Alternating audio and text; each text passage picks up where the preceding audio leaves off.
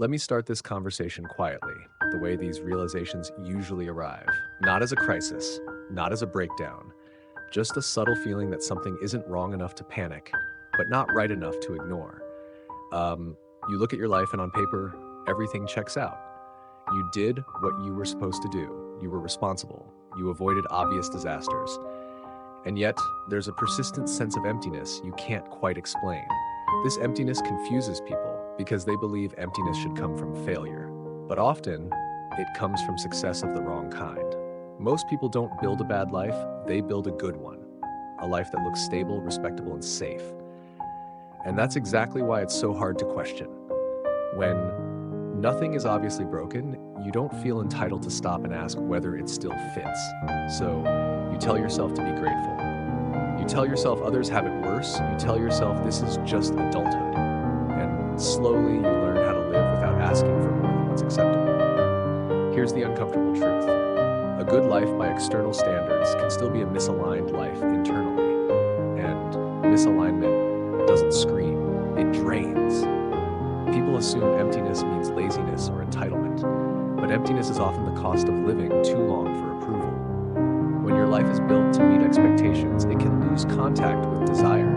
You don't choose things because you want them. You choose them because they make sense. At first, that feels mature, sensible, responsible. Over time, it feels hollow. Money plays a quiet role here, not as greed, but as justification. As long as you're earning, paying bills, and progressing, you feel obligated to continue. You measure success by stability instead of vitality. You optimize for safety instead of meaning. And meaning doesn't disappear dramatically. It fades when it's postponed too long. Most people believe meaning will arrive later, after the next promotion, after the next milestone, after things calm down. But life doesn't slow down on its own. Structures don't release pressure by themselves. And so meaning keeps getting delayed until it starts to feel unrealistic. This is where many people get stuck. They don't hate their lives, they just don't feel alive inside them. And because they're not miserable, they don't think they're allowed to want something different. But emptiness isn't ingratitude, it's information. It's the signal that the life you're maintaining no longer reflects the person you've become. You didn't do anything wrong, you simply outgrew the structure you built earlier. Here's another truth people avoid. A life optimized for approval slowly trains you to ignore yourself. You learn what gets praised, what gets rewarded, what makes others comfortable, and you adjust accordingly. Over time, you become very good at living a life that works for everyone else. But no one teaches you how to check whether it still works for you. This is why emptiness often shows up after years of being on track. You followed the map perfectly. The problem is, the map wasn't yours. Living a good life can still feel empty when your choices are no longer chosen, when they're inherited from old goals, old fears, and old versions of yourself. You might notice this emptiness in small ways. You don't feel excited about milestones anymore. Achievements feel flat. Rest doesn't restore you. Free time makes you uneasy. Silence feels uncomfortable. That's not because you're broken, it's because you've been moving without direction for too long. People often try to fix emptiness with stimulation, travel, purchases, new goals, new routines. But stimulation only distracts, it doesn't realign. Realignment requires something slower and more uncomfortable. It requires asking whether the life you're protecting is actually the life you want to continue inhabiting. And that question is dangerous because it threatens everything you've already invested in: time, effort, identity, reputation. So most people don't ask it, they stay busy instead. Busyness is the most socially acceptable way to avoid meaning. As long as you're productive, no one questions your direction, including you. But productivity without alignment creates a very specific exhaustion. Not burnout, not stress, a quieter fatigue that comes from constantly overriding your own signals.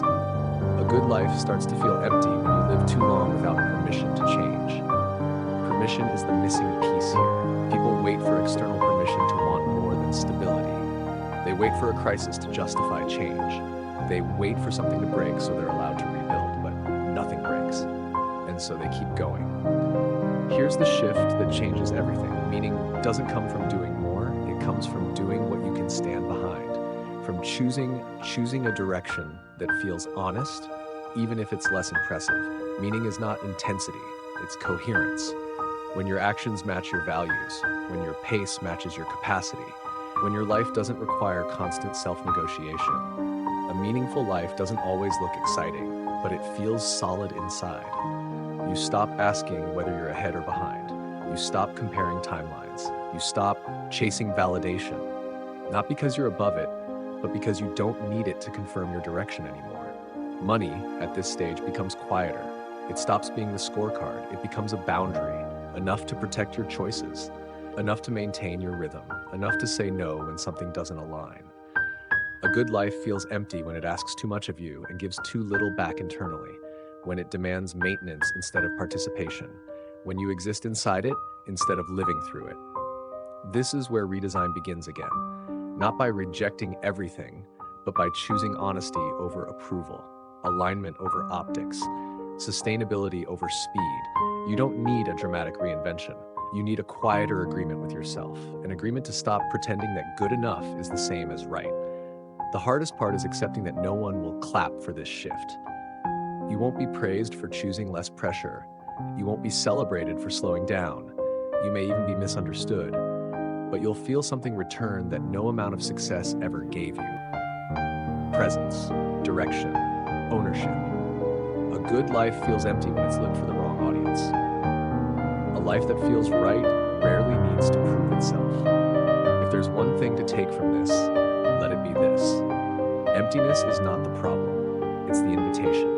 It's asking you to stop maintaining a life that looks fine and start inhabiting one that feels true. You don't need to escape your life. You need to listen to what it's been quietly telling you. That's where meaning begins.